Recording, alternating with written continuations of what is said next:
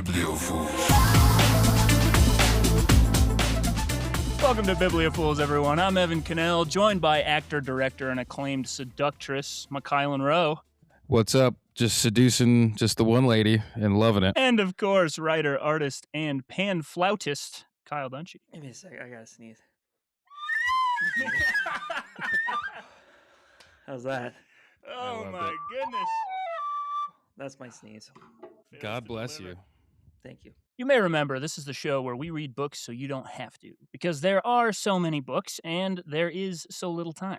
So every week we read a book and give you the rundown so you can run down to your local university and get yourself a degree, because you are a very intelligent person, which we know all about because this week we read A Brief History of Intelligence by Max S. Bennett. Oh, yeah. And let me tell you, you guys are in for a treat because we're going to do the thing that you don't want to do, and you're not going to have to read it because it's not worth it. So just listen to this podcast. Okay, all right. We got some divided opinions. Kyle, what do you think? Worth it? Not worth it? This book was fascinating, and I think it's worth it if you got the time and brain power.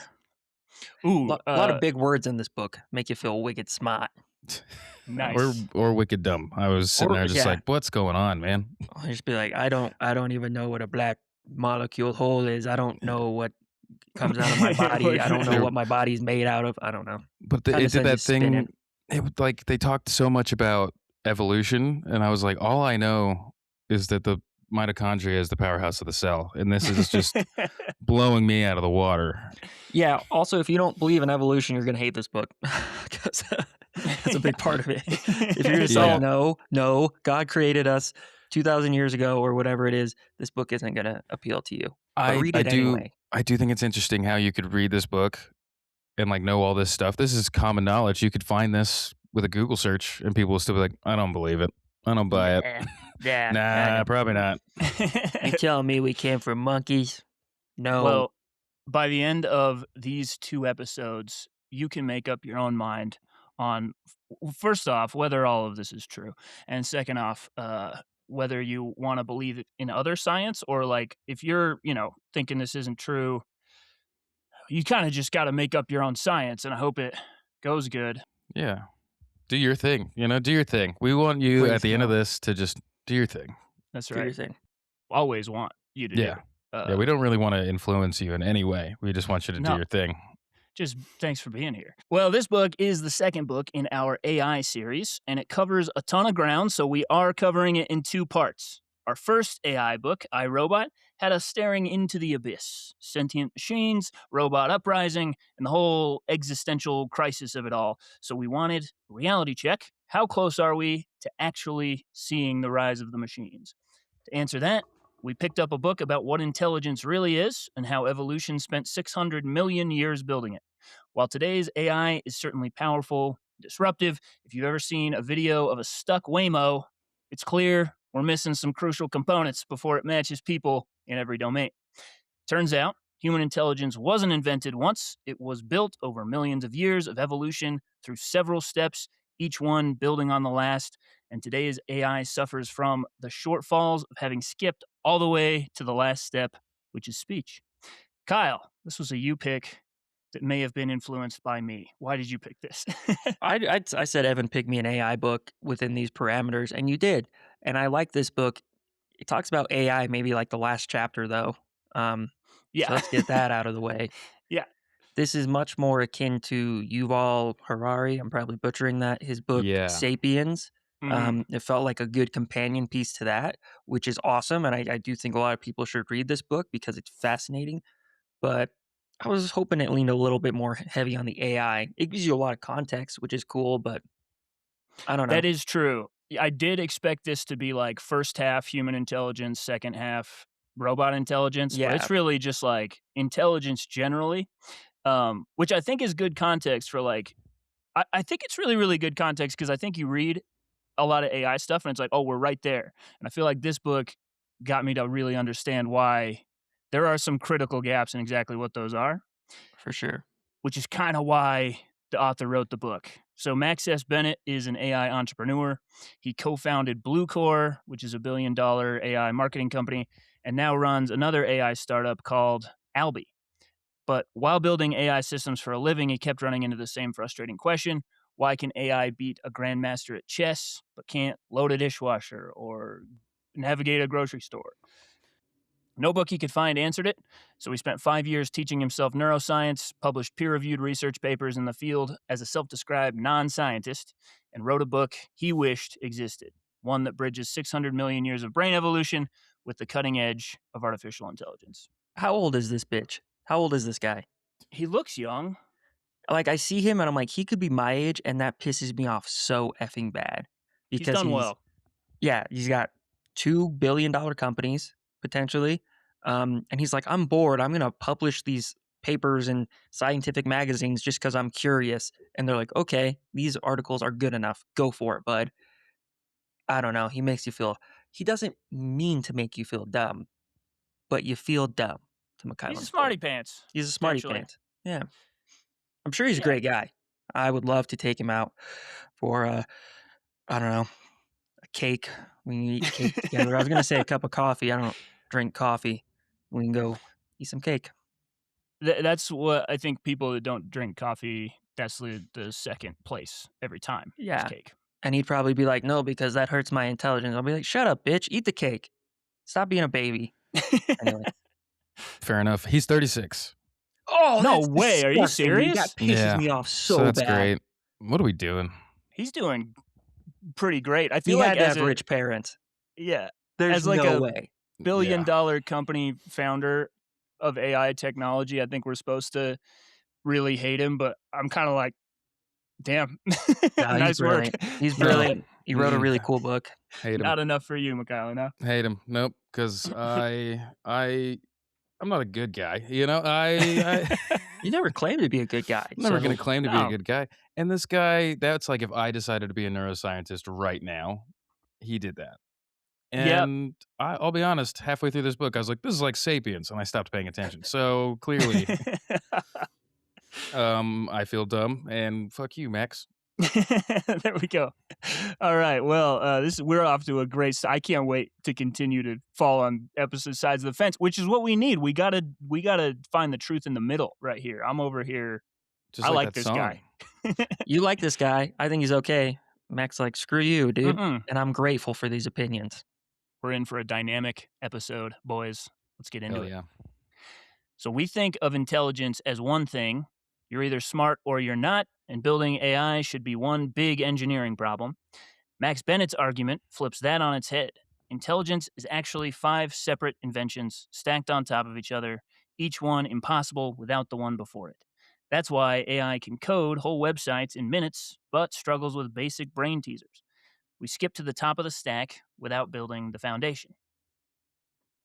It's an interesting theory, and I mean, I was intrigued right away, actually. I'm like, oh, duh, if we're trying to build intelligence, where did intelligence start? How did it get here? You can't skip things. You can't just go from one thing to the next without the proper building processes. And so this definitely made me think, and I appreciated that.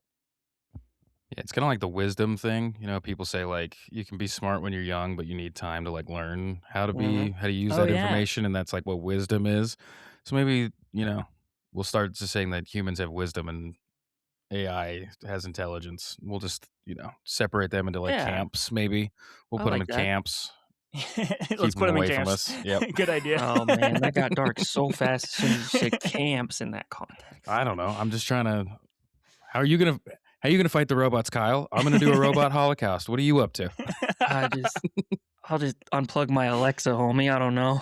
Okay. Sorry, I got too far too fast. That's my bad. Well, McKyllen's willing to. I mean, we'll start with unplugging. Willing to go to camps, I think, is what we're learning. I'm not You're not unwilling to put the robots in camps?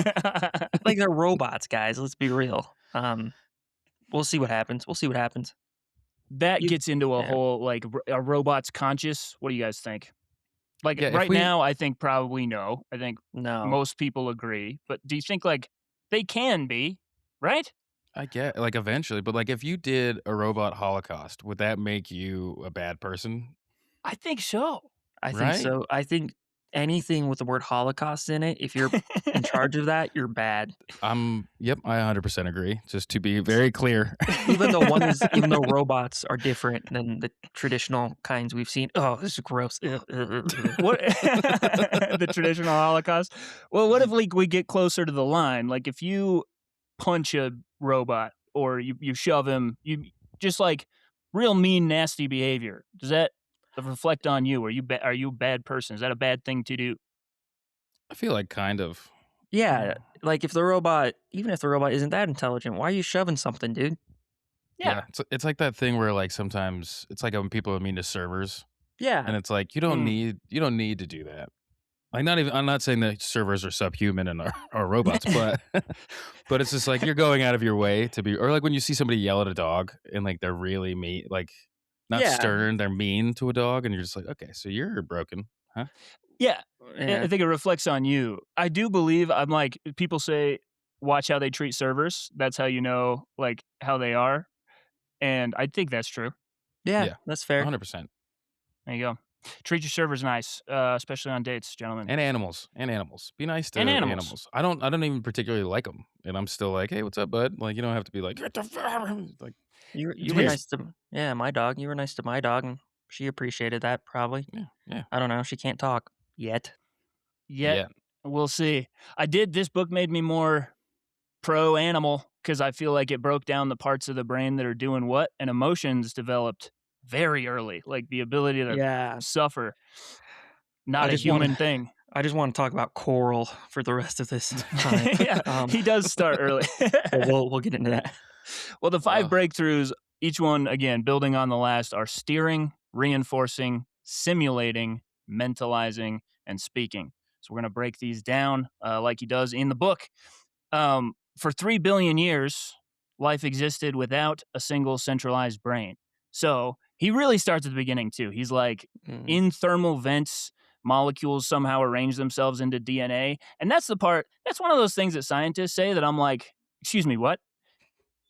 Like that's where we're starting, and they're like, yeah, we don't really like how else could it have happened? And then the whole like the other thing that scientists say that really bothers me is the center of a black hole could be more aptly described as a place in time or a moment in time than a place in space. I'm like that shit. I'm just like, stop.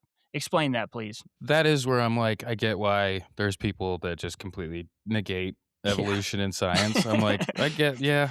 That's basically that's the same thing as being like, and a guy used a staff to split the sea. I'm like, the black hole's this place and time. What are you talking about? No, Exactly. you're totally right. It's like both of those things sound like nonsense. I'm gonna go with the one that seems a bit more relatable to me. Well, Yeah. they've never made a black hole do a musical with the voice of Val Kilmer, so I'm gonna Yeah. lean that way. Oh my gosh, so good. Prince of Egypt, so Prince good. of What? Egypt, bang. Wow. So good. If that doesn't make you believe in God, I don't know what will. Well, I mean, it'll make me believe in that way faster than a black hole. I'm like, Yeah, no kidding. So he starts at like DNA. Cells start replicating. Eventually, some cells float up to the top and start using carbon dioxide and sunshine to create energy for themselves through photosynthesis. And then the byproduct of that is oxygen. So they poison themselves with way too much oxygen, and it's like lighting the atmosphere on fire every time lightning strikes because there's just way too much oxygen. And then they're like going extinct, and then some other cells evolve to like eat oxygen and output carbon dioxide, which keeps everything in like this perfect atmospheric balance, which is crazy. And then most of those cells were eating dead things to get their energy because they don't have sunshine, so they need to eat things, so they would wait for things to die. That became fungi and mushrooms. And then some of those started not waiting for things to die. They were just like, we're going to be murderers and kill things and then eat those. And that's what we're descended from, is the murderer cells. Okay, I'm very pro science, and that's why I enjoyed this book. But how the hell do we know this? Like, it's all just speculation based on little bits of information we have, right? There's fossils, but not of like cells. I don't know. There's probably ways to tell. Yeah, maybe I But just like how? I don't know. yeah.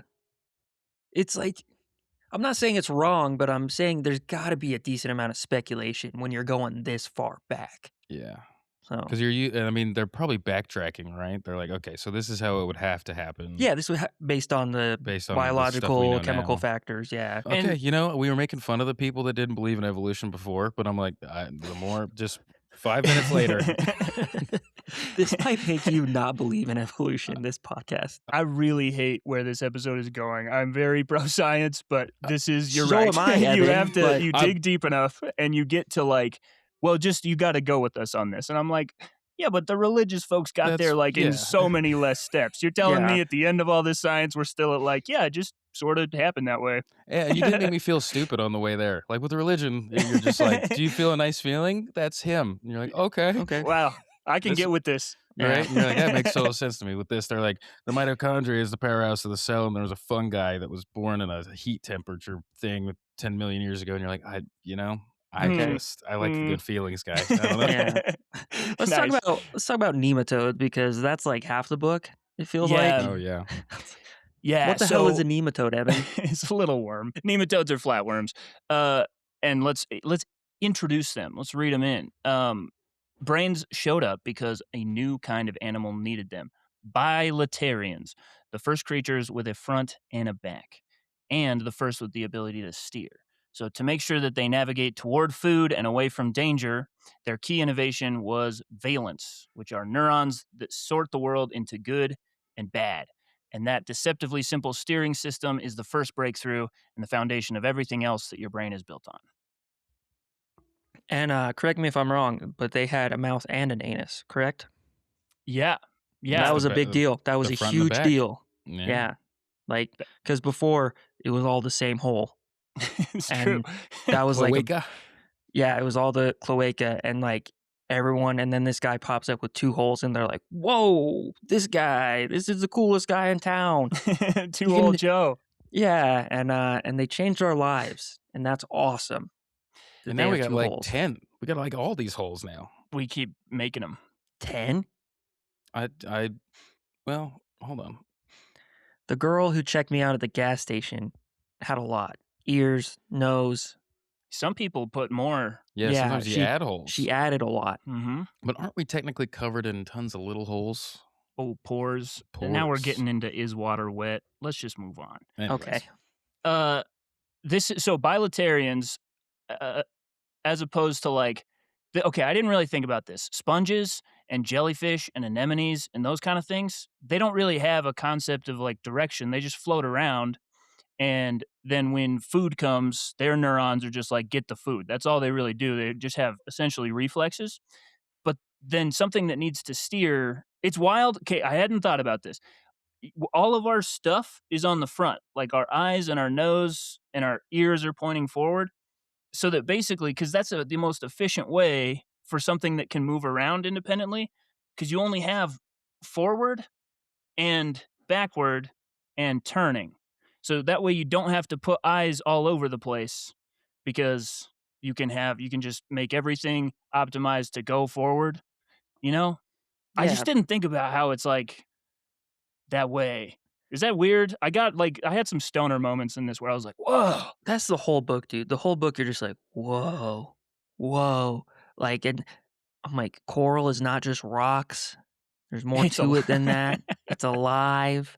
I thought it was just colorful rocks in the ocean that we're protecting for some reason.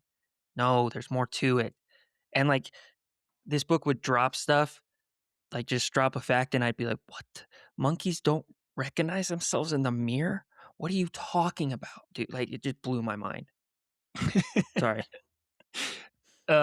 As you stare into the mirror and just be like, do I even recognize myself in the mirror? Yeah. Who am I? Do we recognize ourselves in the mirror? We're going to get into with that. the man in the mirror. In the mirror. You got to take a look and make a change. Yes, that's the real moral of the story. Well, the need to discern between good and bad gave rise to something that is always great and under control: emotions. Mine are always. What about you guys? So I gotta blame this dumb little nematode for deciding that goes all the way back, baby. All the way back. My emotions are great and they're regulated all the time. Yeah, never have to worry about those things at all. It's No. easy peasy, lemon squeezy. They just do what you want. Yeah. Complex as they are, emotions aren't a uniquely human experience, nor are they even a recent upgrade as far as evolution is concerned. They're an ancient engineering fix for a very specific problem. When food and danger are both present at the same time, the brain needs a tiebreaker. That's what dopamine, serotonin, and stress hormones like cortisol are.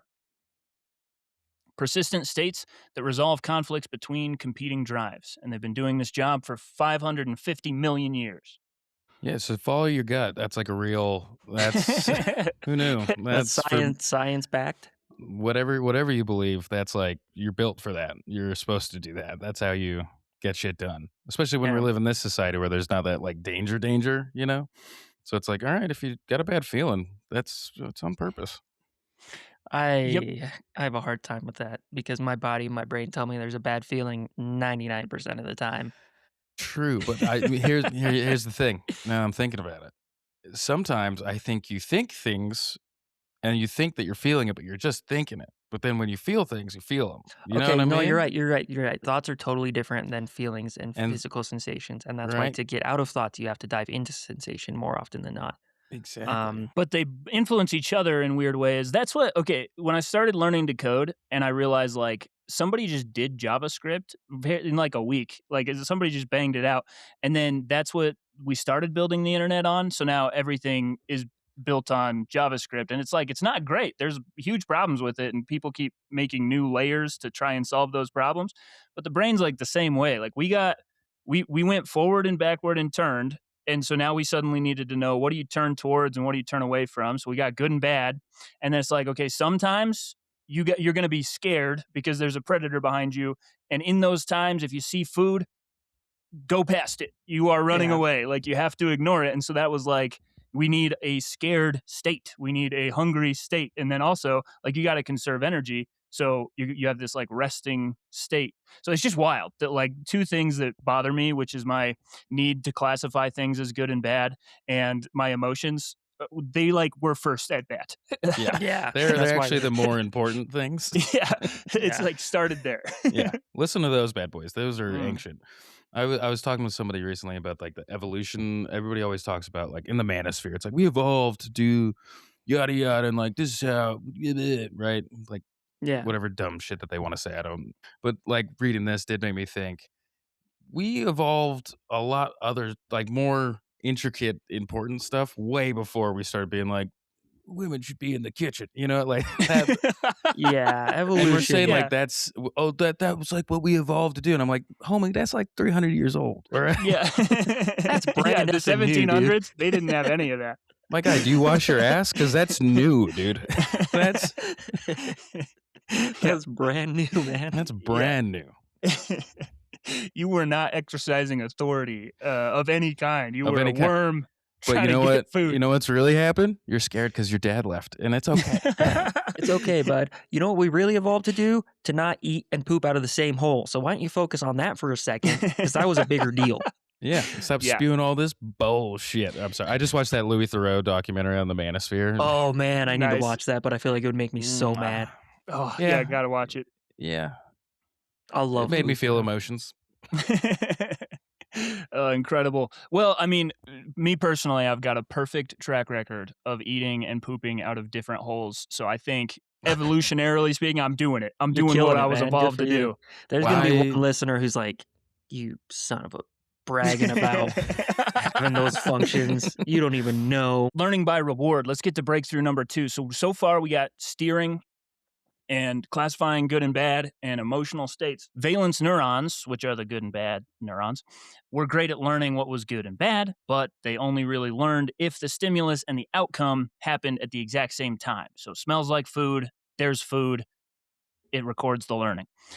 Fast forward to 500 million years ago, and the first vertebrates evolved into a much more challenging environment. So they were near the bottom of the food chain, and they needed to learn from events indirectly related to the outcome. So these are little fish kind of guys, grew the first spines, and there's like huge arthropods running around. So if a predator showed up 10 seconds after they entered a certain kind of cave, they'd need to learn to avoid that kind of cave in the future, even though they didn't happen at exactly the same time. So thus, the second breakthrough, reinforcing, trial and error learning powered by dopamine. Nice.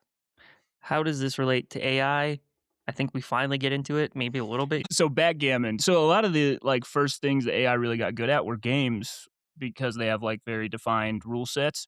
And there's an AI program called TD Gammon 1992 that taught itself world-class backgammon using the same algorithm that roughly the same algorithm our brain is using to learn things that happen later, right? So it needs to make a backgammon move, and then it needs to know it doesn't really know if that was a good move until several moves later. It needs to figure out what ends up happening in the game. And so there's algorithms, and I don't really know exactly how they work, but when good things happen, it can go back and kind of assign what move was it, how many moves ago that put me in this good position, and then learn from things that are happening later. So I don't know. It's kind of cool that it's like we're discovering things that work, and then we find out later our brain's just been doing that the whole time. Yeah, and how we found out a lot of this stuff was by torturing a lot of animals. Yeah. Just get that out of the way. We Yeah. shocked a lot of different animals in order to be like, oh, this is how the brain works. Because when I hurt this monkey, it doesn't like it. We're just we'll talk about that maybe a bit, but all this was found on hurting some animals. Well, some monkeys got bananas, and they were if the they lucky did the right ones. thing, if they did what we wanted them to. Yeah, in this case, it was bananas. This one we can feel good about. Okay, this one we feel good about.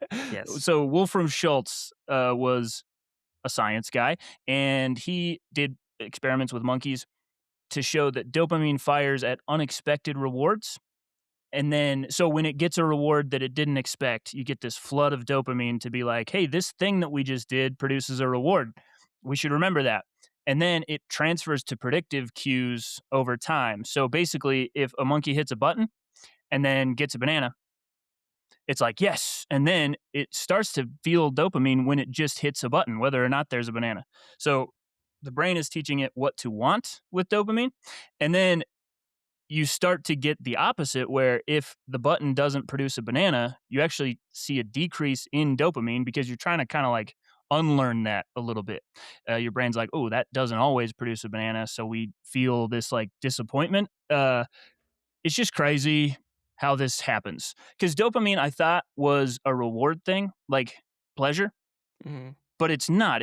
It's just what you want. Wanting and liking are completely separate things. If you take away dopamine, a rat will still enjoy the food, but it won't go get it because it can't want it. Is it crazy? Yeah, I realize I don't know what dopamine means until I read this book. So yeah, still vague on it. That didn't clear it up. But no, I guess it does make sense. Which is crazy.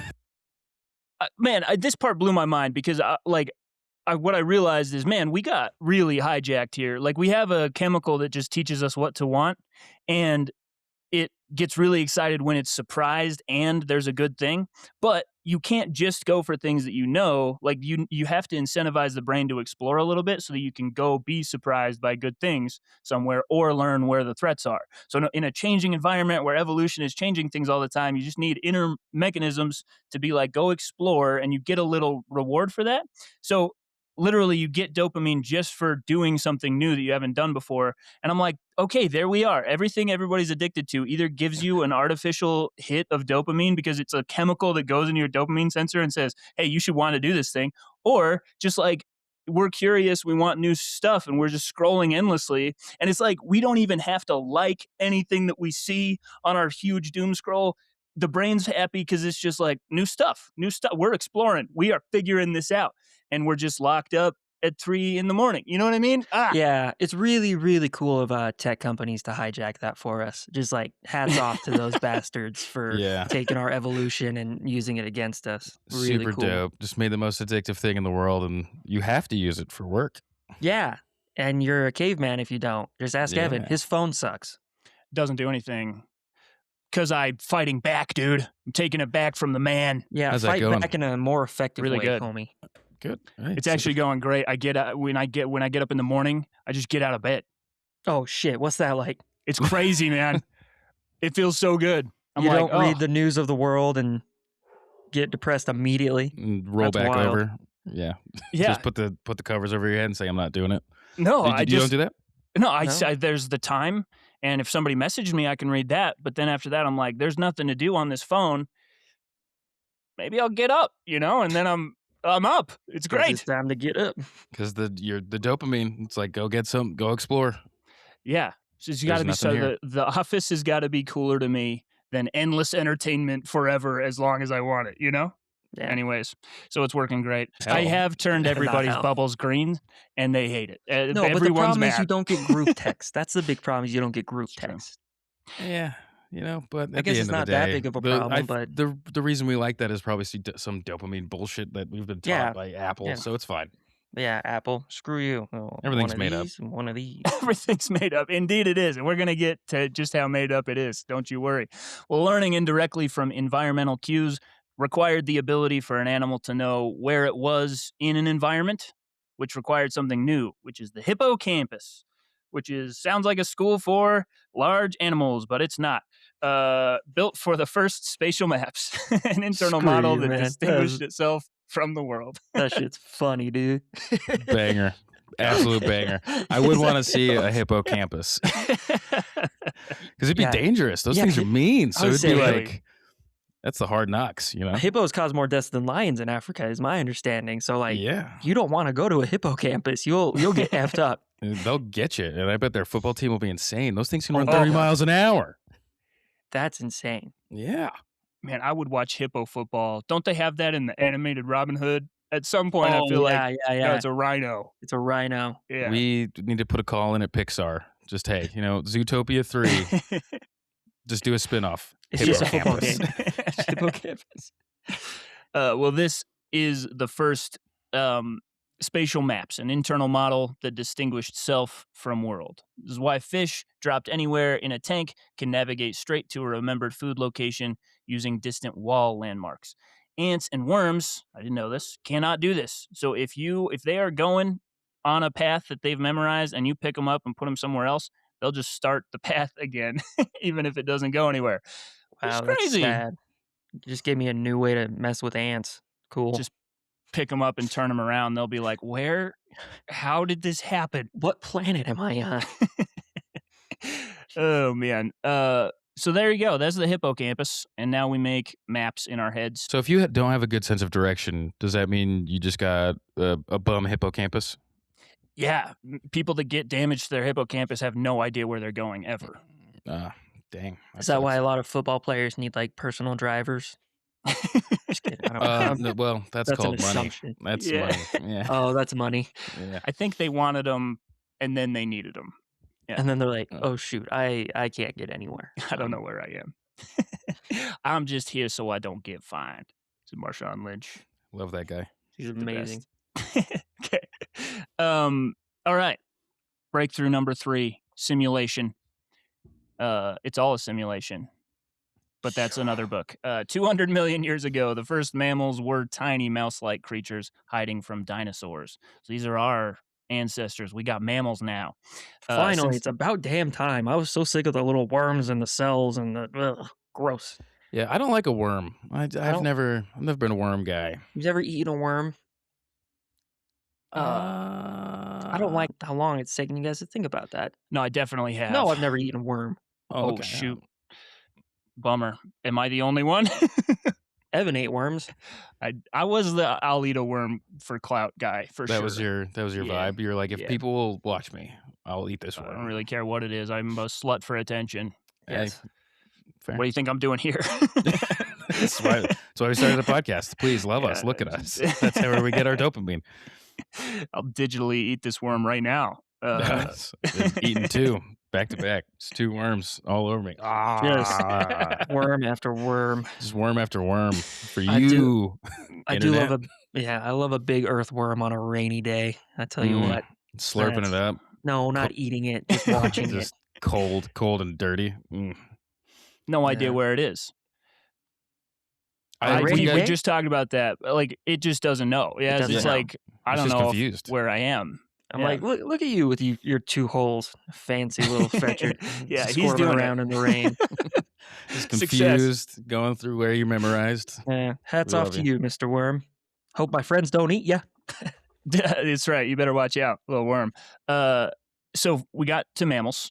Since they couldn't hope to outrun the huge, giant dinosaur predators, they evolved something no animal had ever had: a neocortex, a thin sheet of tissue that runs a generative model of reality. This gave them the ability to scan an environment, make a plan of a possible course of action, and then execute the plan if it worked out in its head. These plans are what scientists call constrained hallucinations, and our brains are doing them all the time. So, this is how, okay, we're simulating, but we really are living in a simulation for sure, even if it's just a simulation that our brain is making all the time, because our brains don't just passively perceive the world. They generate a simulation and then update it based on incoming sensory data. So it really is a hallucination, and hopefully your eyes are bringing in the right data and updating the simulation and hallucination appropriately. Yeah, and Yeah. this part made me so mad because, like, when I have hallucinations, it's a bad thing and it's a big deal. But, like, that's what the brain's doing all the time, guys. So give Yeah. me a freaking break. To be fair, Kyle, we're all hallucinating. We're hallucinations to each other. That's what I'm So saying. if somebody's making you feel bad about that, yeah, tell them to kick rocks with no shoes on. Like, because that's not your problem, man. It's not We're my also problem. hallucinating. Yeah, It's you're what my cool. brain's designed to do. Yeah, You're hallucinating right now, yeah. doctor. You're not even a doctor. You're just a little monkey in a top hat. Get out of here. Get out of here. Oh, It's another hallucination. Sorry, I we have. forgot about. Guys, Kyle's been having this issue with a monkey doctor that is just getting one over on him. Every time. Yeah, Dr. Nanas. We didn't know. We Dr. should have Nanas. guessed from the name, because that just Or the banana- tail. Yeah. or the tail, or the fact that he doesn't look like a human being. But yeah, what are you gonna do? What are you gonna do? Kyle, yeah, we hear you and understand your point. The monkey in the top hat is not a doctor. Then why does he tell me he's a doctor? I just yes, Where you're did right. he get the stethoscope that perfectly fits his little body? No, it's a costume, Kyle. It's a costume. It's a toddler's. It says 3-7 on the little tag. Okay, it's a toddler's doctor suit. I don't know. Okay. Now I'm wondering come why he the can doctor fits in a toddler suit. What? Who is this That's a- person? Yeah. No, the monkey wears a toddler suit. How come he can prescribe me medicine? Well, because he's a psychiatrist. He's not the kind of doctor that you're going to him for. He is a doctor, just not the doctor that you want. I don't know, man. His prescriptions work at all major pharmacies, so Oh, okay. tell that to them. I just think maybe we should take a step back and just examine your, who you're getting care from. We'll just start with doctors, progress to barbers. Let's just make sure they're I human. think My barber, everything's a barber's hallucination. muskrat. Yeah, Yeah, that's fine. Insane. Some people's hallucinations are different than others. Yeah, some people just that's have true. whimsical, people are animals hallucinations, and other people are like, they're coming. They're coming. They're in the closet. house. They're in the They're in the closet. house right now. The neocortex, it just works wherever it is. You can people lose their ability to I guess there's a cluster that's for hearing on one side of the brain, and if you get your brain partially removed, which I learned about that, you can remove half a brain and a person still works. Yeah, They have to do it for oh my seizures gosh. sometimes. This was another Scoop a part. piece. Yeah, The whole half. yeah. You They're just not get even. it out. They're not taking a little chunk. They're like, we're gonna take half your effing brain, and you're gonna be fine. What the? And then Come the on. parts that were for hearing or whatever it is, or speech or whatever, just the neocortex just makes more of those over in a different place. So it's not really it just does everything. Yeah. That's one thing I loved about this book was all the studies, because some of them were like, oh my gosh, that's crazy, all the things we're learning. But the other one is it's crazy what we can do without. And it's this person was severely brain damaged. Turns out all these things were functioning totally fine. I'm like, huh, who'd have thought? That's wild. It does also give a little credence to the secret thing. Yeah. If you can picture it, because you're just making you're hallucinating, you're making it up. So if you really work on that, I think maybe you could float. Like, I don't know. Like, I, I don't know. I can't say you couldn't. I'm not saying, like, if you go jump off your house, you're gonna die. Like, you could fly. No, no, no. Is that what you're saying? I'm saying if you sit crisscross applesauce and practice for like maybe 10 years, you could get a little air off the ground. You could get an Get inch or an two. inch or so? Yeah. Because like if you can control your like because it's all fake and you're hallucinating everything anyways, I feel like doesn't that mean that if you can get control of that and like actively participate in that situation, that you could end up making things change for yourself in the physical world, right? You change your I'm not reality. I'm not saying you like break stuff, but like if you do it enough, like you could just be like, I am gonna be fine and everything's gonna work out great and I like this, and like you can control kind of your I, reality a little bit more, right? Right? Maybe? I think so. I Like the think Matrix? Yeah, like, I think you could think you're floating. I think most people around you, well, everybody around you, unless they're, like, in on it, like, you guys are in a cult where we all see you float, you know? Like, I'm like, "Yeah, you do." I But think that's because you make your reality, yeah, but so other if you're people would be like, "He's convincing not floating." but if you're so locked in that you convince other people that you're floating and then now you're floating and everybody's like, "He's floating," and it's like it's all everything's made up, it doesn't matter. So you can you could, I guess, right? I th I think you're right, and I'm mad that I think that. Right? How do I influence other people's realities? Well, that's a whole other situation, but yeah, I guess it's but it did this little section makes me think like, "Oh yeah, the secret and like if you visualize good things and, try to be happier, you can kind of influence your life for the positive, right? Yeah, Sure, probably, Because yeah. it's all made up. Everything's a hallucination. Mindset actually does matter, you know? I think so. All right. Uh, what I wanna know is if Kyle, if you could influence others' realities, like, you seem like you were asking that because 'cause you've got a specific scenario in mind. Yeah, what are you gonna do? Weirdly enough, I don't, but, like, I'll play along. Yeah, I would want to make everyone a little happier, just Aw. sprinkle a little joy in their lives. Um, except for that one guy who crossed me on the street the other day. Oh, man, he can burn in hell. I'll make his reality so bad, dude. When you say No, cross you on the street, was it he crossed in front of you, or did he walk up to you and do like that weird Catholic thing and then He no, walk did, away and then you just had to think about that for I the was rest of your day? I was just biking and he physically crossed me on the street, and he's like, "You stupid bitch, you're a little bitch man," and I'm like, "I'm with my son, give me a break," and he's like, "Bitches get stitches," and I'm like, "That's not how it goes," and then he pulled a gun on me, and so we biked away. Oh my That guy can go gosh. to hell. Is that real? Did this really happen? I don't think this is real. I don't know. Was he in a Not monkey suit? Did he have well, a top Okay, hat? yeah, to be fair, it's, I'll who let knows what's real, man? I'll We let the gotta listener talk. decide if that's real or not. Oh my goodness. Well, simulation gave mammals superpowers no earlier animal had. Rats at a maze junction will physically pause while their hippocampal place cells, which is the map cells, I guess, replay possible futures, left turn, right turn, before choosing. They can relive past events and ask, what if I'd done something different, and learn from counterfactual scenarios. But you know the problem, fellas? You know what's missing? What? Friendship. Mm. These nice little mice can simulate entire physical worlds and navigate to a destination, but they haven't yet learned the critical lesson, which is it's not about the destination. It's about the friends we made along the way. And for that, they'll have to wait till next week's episode. This one was a Ooh. doozy, and I apologize for all the rants because, they were nonsensical.